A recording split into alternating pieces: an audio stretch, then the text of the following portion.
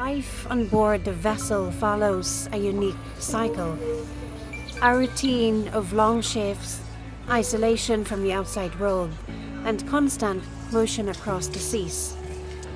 Seafarers live and work together for months, often far from family, facing both physical and emotional challenges. But for many Filipinos at sea, it is within this cycle that their true strength shines.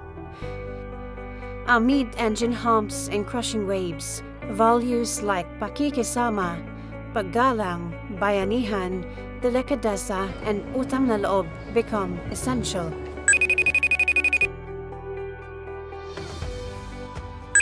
Uy, kumusta kayo dyan sa Pilipinas?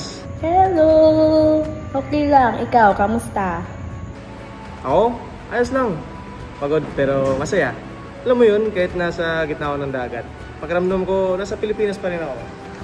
Dahil sa mga kasama ko dito, mga kapwa Pinoy, parang pamilya na rin. Aba, ang ganda naman pala ng mga kasama mo dyan.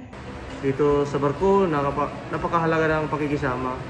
Walang puwang ang ere o yabang. Kahit anong ranggo, kailangan mo na marunong kang makisama. Kasi isa sa pagkukulang mo lang, buong crew apektado.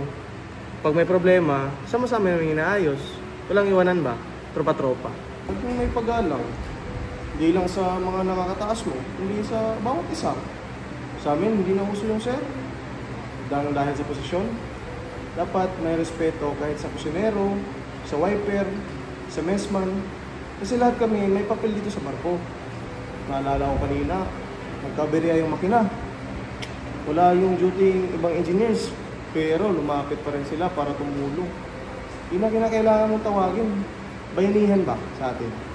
Parang usang loob ba? Walang tanong, walang reklamo. Ganun talaga tayo. Dugo nating mga Pilipino yan. Pero alam mo, kahit may samahan at tulungan, dapat pa rin may delikadesa ka.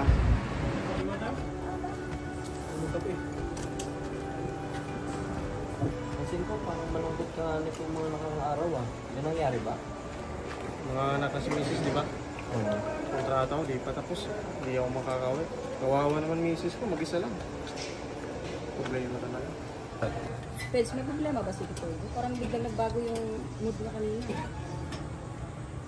Di ko rin alam eh. Wala rin naman siyang masasabi sa akin. Basta pamilya niya sa Pilipinas. Siguro. Sige na. Hanggang dito na muna. Tatawag na lang ulit ako pag may signal. Ingat kayo dyan. Tandaan nyo ha. Mahal na mahal ko. Bye-bye!